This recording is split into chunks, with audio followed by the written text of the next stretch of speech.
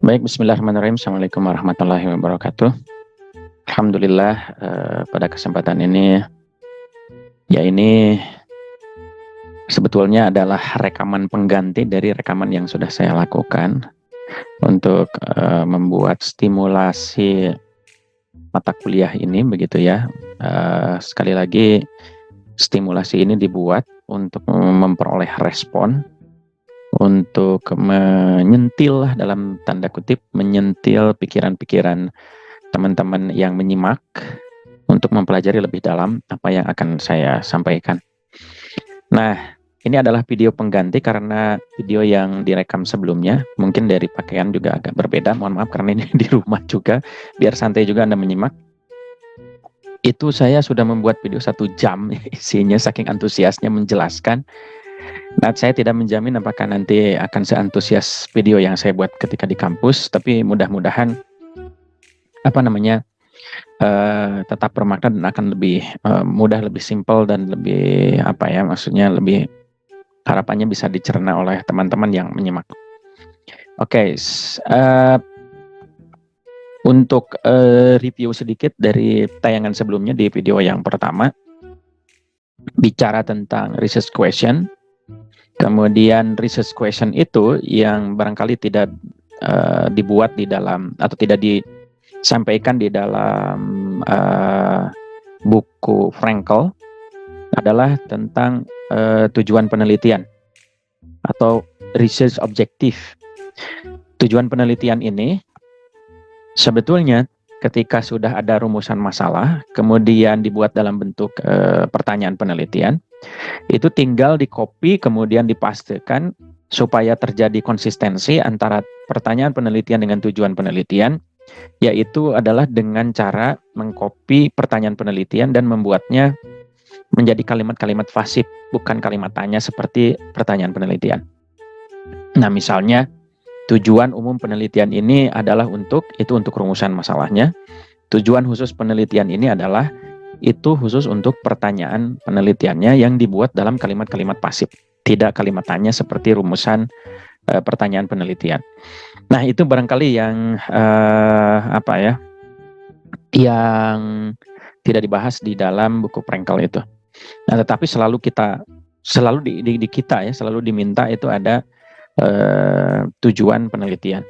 Nah, ada kasus di mana tujuan penelitian itu menjabarkan tentang apa manfaat garis miring tujuan dari penelitian secara teoretik. Misalnya tujuan penelitian untuk menemukan kebenaran, tujuan penelitian untuk memberikan penjelasan. Bukan itu ya. Tapi tujuan penelitian ini hubungannya dengan rumusan masalah. Mungkin agak aneh, tapi ada beberapa yang mahasiswa terjebak, loh kok begini tujuan penelitian adalah begini. Tujuan PTK adalah untuk mengembangkan kualitas pembelajaran dan proses. Bukan. Itu tujuan penelitian tindakan kelas. Tapi ini tujuan penelitian yang researcher yang Anda lakukan apa begitu. Nah, itu satu. Nah, yang kedua kita akan lanjutkan pembahasan. Saya share screen dulu ya. Pembahasan ini mudah-mudahan kemarin itu gagal, video saya sudah 1 jam itu gagal karena si mic-nya nggak ada, suaranya nggak ada. Mudah-mudahan ini ada nih. Coba saya cek dulu apakah suaranya ada. Cek case. Ada ya, oke. Nah, ini sudah. Nah, ini. Jadi pembahasan selanjutnya setelah tujuan penelitian, rumusan masalah dan research question atau pertanyaan penelitian yang tadi diterjemahkan ke dalam atau ditransformasikan ke dalam tujuan penelitian adalah kajian pustaka. Kajian pustaka garis miring literatur review, garis miring kajian teoretik. Nah, gitu ya. Di buku Frankel disebut literatur review. Pertama, dia mengemukakan ada tipe sumber-sumber untuk literatur review. Prasyarat yang pertama adalah general reference tool. General reference tool itu adalah seperti Google, jurnal-jurnal seperti ProQuest, jurnal-jurnal seperti, ya pokoknya ada kumpulan Springer, Tan Offline. Nanti apa yang saya sampaikan silahkan googling ya. Itu adalah alat yang memfasilitasi reference yang kita butuhkan. General reference tool. Jadi alat-alat yang umum sebagai sumber dari referensi kajian pustaka kita untuk supaya menjadi bahan-bahan literatur review kita supaya kuat. Nah, jenis sumbernya ada dua. Yang pertama adalah primary source, yang kedua adalah secondary source. Ya, apa itu primary source? Primary source itu sumber-sumber kajian pustaka yang kita ambil secara langsung dari peneliti pertama. Misalnya Iwan melakukan satu penelitian, dia membuat laporan penelitian, kita manfaatkan laporan penelitiannya secara langsung dari Iwan. Itu si sumber yang kita kutip dari Iwan, kita baca dari Iwan, dari laporannya yang dia buat, itu adalah primary source. Nah, sementara kalau di dalam laporan Iwan, dia mengutip Budi yang melakukan penelitian lebih dulu terkait dengan hal yang dibahas oleh Iwan, dan kita memanfaatkan kalimat yang digunakan Iwan, yaitu dari Budi, maka itu adalah secondary source. Gitu ya. Itu secondary source. Jadi secondary source itu adalah kita memanfaatkan atau sumber-sumber second dari orang bukan yang orang pertama seperti primary source. Mudah-mudahan dipahami ya. Misalnya gini, saya mengutip dari Wati. Wati mengutip dari Ani. Kalau tulisan saya menulis Ani mengatakan bahwa pendidikan adalah XXX dalam kurung Wati, itu berarti secondary source. Karena Wati mengutip dari Ani, saya memanfaatkan kutipan Ani. Nah, gitu ya, secondary source. Jadi intinya bedanya secondary dengan primary adalah langsung tidak kita sebagai peneliti mengambil reference atau kajian atau subjek kajian atau objek kajian yang kita akan manfaatkan untuk kajian pustaka, gitu ya. Jadi ada general reference tool itu untuk alat-alatnya, dan tipe sumbernya ada dua, ada secondary, ada primary, gitu. Oke, kita lanjut ya. Nah, ini adalah langkah-langkah yang terlibat di dalam sebuah pencarian literatur. Ini hanya untuk mempermudah barangkali tips dari Frankel.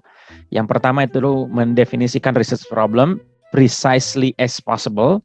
Ya, ini kan prasyarat ya dari awal. Kalau kita ingin melakukan pencarian rujukan literatur, ya harus relevan supaya waktu kita tidak terbuang percuma. Cara satu supaya relevan adalah mendefinisikan research problem secara tepat. Jadi ini prasyaratnya tadi research problem di video pertama dan research question harus jelas. Nanti kita akan cek variabelnya apa gitu ya. Oke, pembahasan variabel nanti kita akan lanjutkan di video berikutnya. Atau mungkin di video ini kalau saya tidak salah. Oke ya. Kemudian yang kedua, look at relevant secondary source. This can include research review. Nah, cari yang secondary source. Misalnya research review ini dalam kurung ada nama penelitian disebut meta-analisis ya. Meta-analisis. Misalnya Iwan, satu orang Iwan, meneliti atau melakukan meta-analisis atau review terhadap penelitian-penelitian yang dilakukan oleh Budi, Ani, Asep, Dadang. 4 peneliti ini, hasil penelitiannya karena topiknya sama, diteliti oleh Iwan. Nah gitu ya. Nah jadi, mudah-mudahan saya nggak salah sebut nama ya. Maksudnya orang ini, si jempol, meneliti telunjuk, jari tengah, jari manis, kelingking. Hasil penelitian 4 orang ini direview oleh jempol. Nah jempol itu melakukan penelitian atau review terhadap penelitian-penelitian ini, kan hasilnya dari jempol. Kita membaca dari jempol. Itu berarti secondary source. Gitu ya. Jadi cari yang secondary source supaya lebih lengkap. Karena kita tidak mau membuang waktu mencari primary source. Primary source yang tadi di mana? Kalau kita langsung, kita akan membaca yang dari telunjuk, jari tengah, jari manis, kelingking secara langsung. Nah, supaya menghemat waktu dan hasilnya juga bisa dipertanggungjawabkan karena si jempol juga peneliti, kita baca aja yang hasil penelitian terhadap review para peneliti-peneliti yang sudah ada. Gitu. Lebih lengkap lagi kan, jadi lebih kuat, lebih kaya. Yang ketiga, select and peruse one or two appropriate general reference works. Ya, silakan gunakan tadi reference tools untuk kerja-kerja pengumpulan referensi. Kemudian formulate search term, keyword atau phrase. Nah ini, ketika kita mencari sesuatu, mahasiswa juga kadang-kadang, tidak semuanya, tapi umumnya ada beberapa ya, yang Bapak susah nyari ini jurnal tuh. Aduh ya ampun, saya ambil langsung klik ini apa namanya, Google Assistant. Jurnal teori kajian pustaka tentang pengaruh motivasi. Itu ada banyak. Poinnya ada pada keyword yang kita masukkan ke search engine. Duh, mudah-mudahan ini suaranya ada nih. Cek 1 2 3. Cek 1 2 3, mudah-mudahan ada. Aduh, hilang jangan-jangan. Cek 1 2 3. Mohon maaf ini keganggu nih. Oke, kalau indikatornya sih ada nih. Mudah-mudahan suaranya ada ya. Jadi keyword atau phrase, frasa yang digunakan, misalnya ingin mencari kejenuhan belajar. Kalau secara teknik nanti cek ya, teknik-teknik untuk melakukan penelusuran di Google dengan cepat dan tepat. Misalnya, kalau phrase, frasa, berarti ada gabungan dua kata ya, gabungan dua kata atau lebih dengan satu makna. Misalnya, kejenuhan belajar, dua kata. Pakai tanda kutip, ketik kutip, kejenuhan belajar, tutup kutip. Enter untuk dicari oleh Google. Nah itu akan muncul kejenuhan belajar tanpa terpisah, kan biasanya ada yang terpisah. Kalau mau ditambah lagi tanda kutip, kejenuhan belajar tanda kutip, itu akan muncul konsep-konsep. Kalau ingin PDF-nya .pdf, kalau ingin doc-nya .doc, kalau ingin PPT-nya .ppt. Nah itu sebetulnya ini kesempatan ya untuk teman-teman itu harus merefleksi diri bahwa, ini sumber-sumber banyak, tapi cara belajar kita masih begini, cara kita menggunakan tools referensinya salah. Jadi keyword atau phrase ini, search term-nya, istilah untuk melakukan pencariannya harus tepat. Begitu ya. Yang kelima, search relevant primary source. Nah sama, kita juga bisa setelah tadi secondary yang kita peroleh dari jempol untuk hasil review terhadap 4 jari yang lain, kita juga bisa langsung. Karena mungkin sudah tidak ada lagi, barangkali kita lebih baik mencari yang primary source. Nah, obtain and read relevant primary source and not summarize. Nah, setelah diperoleh primary source, ya sama, kita tulis summarize, ringkasan, take note untuk key point-nya, ambil catatan untuk key point dari source yang kita peroleh. Begitu ya. Sebetulnya baik dari secondary maupun primary. Oke, nah kita lanjut. Nah ini, secara struktural, sebelum ke yang ditayang di sini, yang saya tayangkan dari Prangle ini, kajian pustaka itu umumnya mencakup 3 atau 4 hal. Pertama yang 3 ya, 1 adalah konsep-konsep. Konsep-konsep apa Pak? Konsep-konsep yang berhubungan dengan variabel. Apa variabel itu nanti kita jelaskan. Yang penting variabel itu biasanya ada di rumusan masalah atau pertanyaan penelitian. Apa saja unsur-unsur yang ada di situ, itu konsep-konsepnya kita jelaskan, kita uraikan di dalam kajian pustaka. Yang kedua adalah penelitian terdahulu yang relevan. Yang relevan maksudnya gimana? Yang berhubungan dengan apa yang sedang kita kaji di dalam kajian pustaka. Pak, bagaimana penelitian yang saya belum ada penelitian terdahulunya? Maksudnya judul yang sama? Ya, nggak perlu judul yang sama, tapi misalnya salah satu unsurnya, misalnya unsur variabel terikatnya, variabel bebasnya, nanti kita jelaskan variabel itu apa. Tetapi pokoknya kata-kata atau unsur aspek di dalam judul itu atau research question atau research problem itu, konsep-konsepnya kita jelaskan, apa istilahnya, apa definisinya, apa faktor-faktor yang mempengaruhinya, apa korelatnya, apa yang berpengaruh, apa yang berhubungan dengannya, dan seterusnya gitu ya. Mudah-mudahan paham. Jadi yang pertama konsep-konsep, yang kedua penelitian terdahulu. Setelah penelitian terdahulu, itu membuat kerangka penelitian atau kerangka pikir penelitian. Research paradigm ya, yang tidak ada di dalam mereka itu adalah research paradigm. Paradigma berpikirnya seperti apa nih? Kan sudah tahu konsepnya dijelaskan, sudah banyak penelitian terdahulunya yang relevannya begini. Kalau begitu, maka penelitian kita kerangka pikirnya begini, supaya beda dengan penelitian terdahulu, dan konsep-konsepnya juga punya kajian yang utuh gitu. Penelitian ini mengambil konsepnya seperti apa, nah itu kerangka pikir. Ada yang setelah narasi digunakan bagan, oh misalnya ini X hubungannya dengan Y gara-gara faktor-faktor yang pengaruhinya A, B, C, D, E, F misalnya dan segala macam. Itu ada yang menggunakan bagan ya. Untuk contoh silahkan dicari ya, gitu ya, banyak ya kerangka pikir penelitian. Nah biasanya 3 unsur itu, sekali lagi konsep, penelitian terdahulu yang relevan, sudah tahu konsep, sudah tahu penelitian terdahulu, maka kerangka pikir Anda seperti apa? Itu literatur review. Terakhir, yang keempat ini tambahan, kadang-kadang diakhiri dengan definisi operasional. Ada juga kalau untuk penelitian kualitatif itu fokus penelitian. Jadi ngambilnya yang mana? Setelah melakukan kajian konsep, setelah melakukan kajian terhadap penelitian terdahulu, punya kerangka pikir, maka istilah-istilah atau fokus penelitian atau definisi operasional dari konsep-konsep utama yang sedang kita teliti sebagai peneliti adalah ini. Misalnya kalimatnya, motivasi di dalam penelitian ini adalah di dalam penelitian ini, gitu. Bukan menurut orang lain lagi. Itu definisi operasional atau fokus penelitian. Oke, nah sekarang kita bahas yang dikemukakan oleh Prenkel. Ini menurut saya ada bagusnya ya. Yang tadi itu yang 3 unsur literatur review yang sebelumnya itu yang ada di kita ya umumnya ya.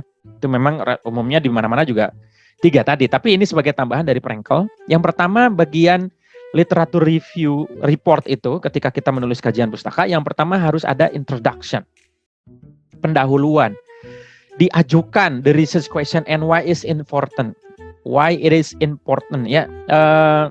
Jadi menurut Prenkel kasih dong prolog, pendahuluannya apa, bahwa penelitian ini ingin meneliti motivasi terhadap prestasi siswa, ya disampaikan bahwa bagaimana sesungguhnya motivasi itu bekerja untuk meningkatkan prestasi dan mengapa itu penting melakukan penelitian tentang motivasi terhadap prestasi. Nah, jadi di bagian pertama untuk Prenkel literatur review report ini adalah yang pertama mempost introduction, kemudian menyampaikan research question-nya, ini akan menjawab pertanyaan penelitian ini, dan kenapa ini penting diteliti itu karena bla bla bla bla bla, disampaikan bagian introduction. Yang berikutnya setelah bagian introduction, yang kedua adalah the body of review. Tubuh reviewnya itu sendiri, yaitu apa? Ya tadi, konsep-konsep related study. Ini yang tadi 2 hal yang saya sampaikan di awal. Begitu, 2 dari 3 hal yang saya sampaikan di awal. Jadi menurut Prenkel juga, body of review-nya itu konsep-konsep dan related studies. Begitu ya. Apa konsep-konsep? Konsep-konsep yang berhubungan dengan variabel dan rumusan masalah atau research question yang kita temukan, yang kita mau teliti. Dan related study itu apa? Penelitian terdahulu yang relevan.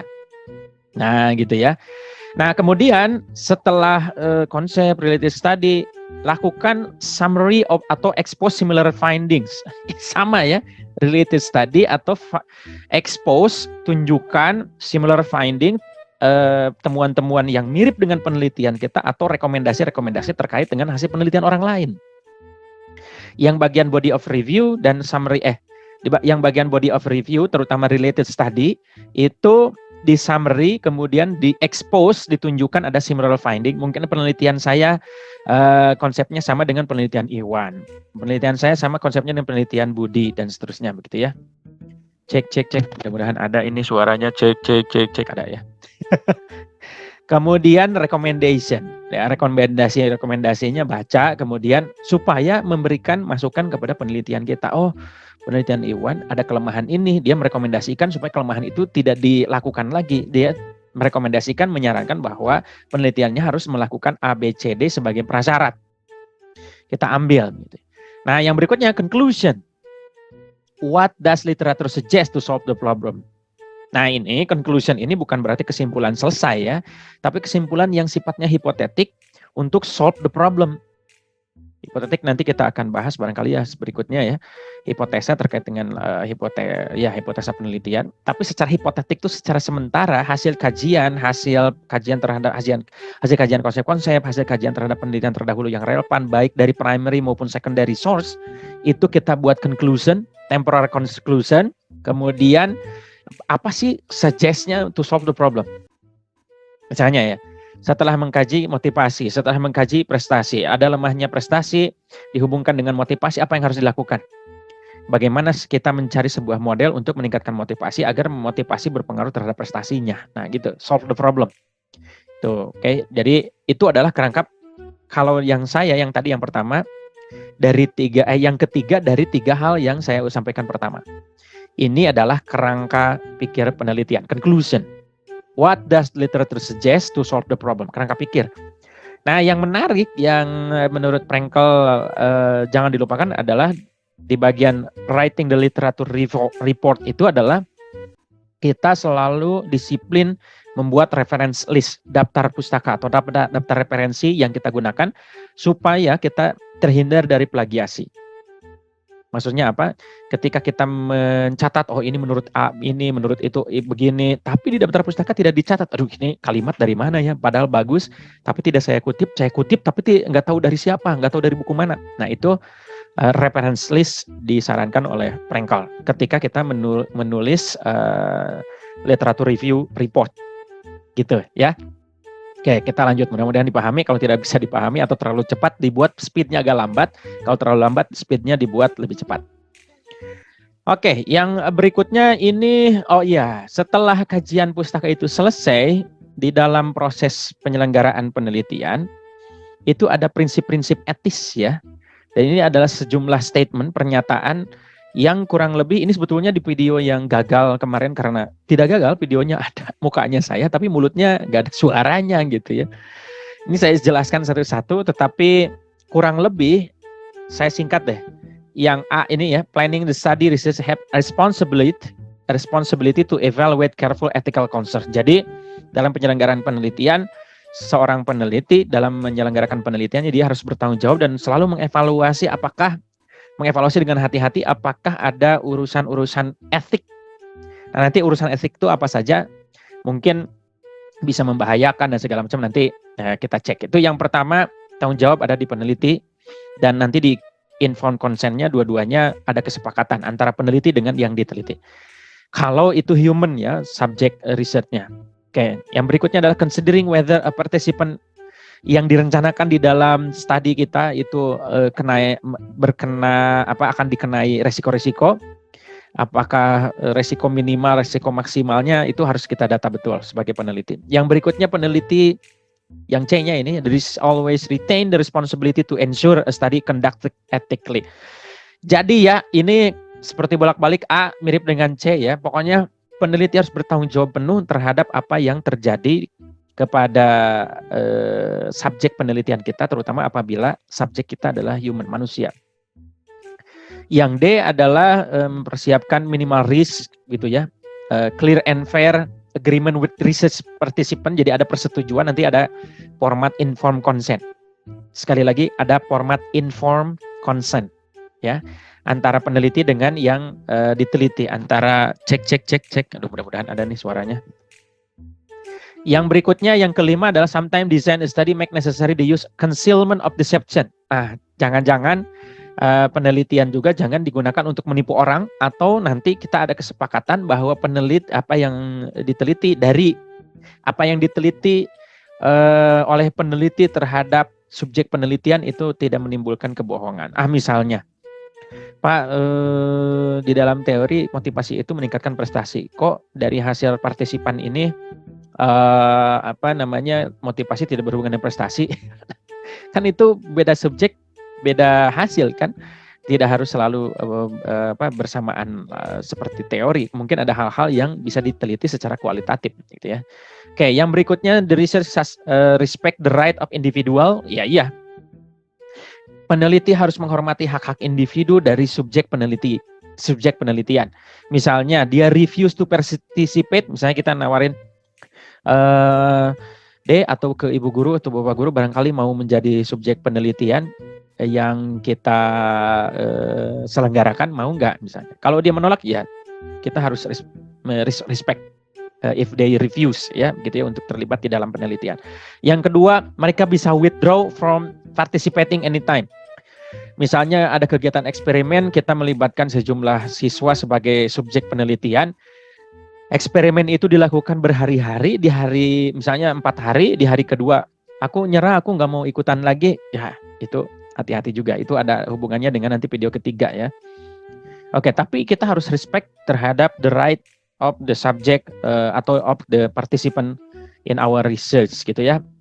Mereka bisa withdraw, menarik diri dari participating anytime, hak dia.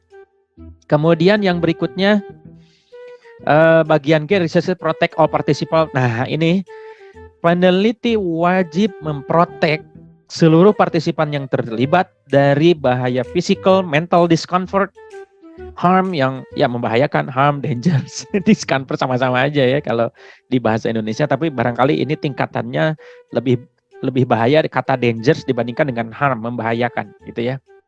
Yang kira-kira arise, muncul ketika partisipan mengikuti dalam penelitian kita gitu ya. Oke. Yang berikutnya, ketika data dikumpulkan, dikumpulkan, the researcher, peneliti provide all participant with information. Jadi kita harus sediakan juga informasi hasil penelitian ini, atau penelitian ini dilakukan untuk mengungkap motivasi. Tidak ada hubungannya dengan nilai.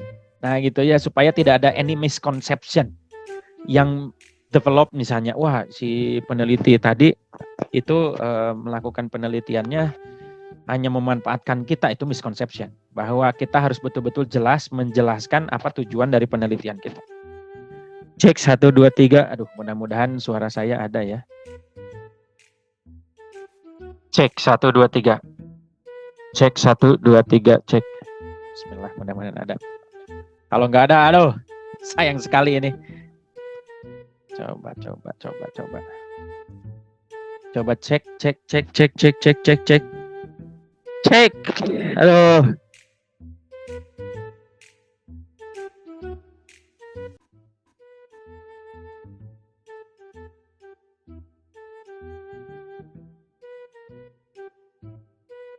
Tampaknya tidak ada suaranya, saya stop dulu.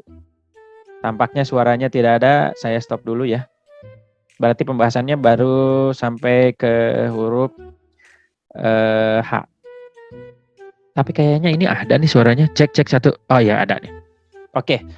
Apakah prosedur dari studi ini akan menimbulkan konsekuensi kepada partisipan? Yaitu sangat perlu dijaga ya. Harus diamati betul, diprediksi betul. Ada negatif consequences gitu in long term effect, dampak dari jangka panjang. Misalnya ini pelatihan tentang motivasi, tapi di dalamnya ada nilai-nilai negatif yang kira-kira kita masukkan ke dalam subjek di dalam eksperimen kita, itu akan berdampak pada kehidupan mereka setelah kita melakukan penelitian. Nah itu harus dijaga betul, kita prediksi dan kita lindungi partisipan. Jadi satu lagi terakhir, information obtained about research participant sifatnya konfidensial, rahasia betul, sangat rahasia, sangat harus ditutup rapat. Maksudnya tidak boleh juga kita menampilkan nama-nama yang kita jadikan subjek penelitian di dalam laporan penelitian di lampiran. Itu biasanya pakai coding. Ini S1, sampel 1, S2, sampel 2, S3, sampel 3, dan seterusnya begitu ya. Otherwise agree upon advance. Jadi kecuali unless ya ada kesepakatan tertentu atau misalnya ingin ada pendalaman atau apa segala macam yang itu kira-kira perlu didalami, ya boleh gitu ya. Tapi itu harus berdasarkan agreement in advance. Ya. Oke, jadi ini adalah statements, pernyataan-pernyataan yang ethical principle terkait dengan prinsip-prinsip etis ketika kita berhubungan dengan subjek penelitian di dalam melakukan penelitian. Oke. Ini adalah contoh dari consent ya, dari informed consent, form consent. Lihat, saya consent to serve as a subject research investigation, berjudul dan seterusnya. Jadi ditandatangani ini, kalau bisa ada saksi. Wah, ini lengkap sekali ya. Teman-teman nanti silahkan googling informed consent, nanti akan muncul dalam berbahasa Indonesia juga ada banyak ya. Jadi sekali lagi ke penelitian ke lapangan itu walaupun kita sudah melakukan ya, kita barangkali kemarin lupa melakukan informed consent, sebetulnya itu harus ada tanda tangan dari subjek penelitian kita. Oke. Kemudian ini hal-hal etis lain adalah kita melakukan plagiarisme atau yang disebut dengan academic cheating. Kita mengutip kalimat orang tanpa tanpa menuliskannya di dalam referensi itu sangat diadab, lebih dari korupsi katanya ya. Itu plagiarism, apalagi prior to the internet. Semua orang bisa menggunakan someone else work as one's own. Menggunakan pekerjaan orang lain sebagai pekerjaan kita. Tinggal ganti nama dan segala itu adalah academic cheating atau plagiarism. Kita hindari. Nah, konsep berikutnya variabel, kayaknya ini harus saya cek dulu video ini berhasil atau tidak, karena pada pembahasan variabel ini butuh fokus tersendiri. Saya berhentikan dulu sampai sejenak, nanti kita lanjut. Oke ya.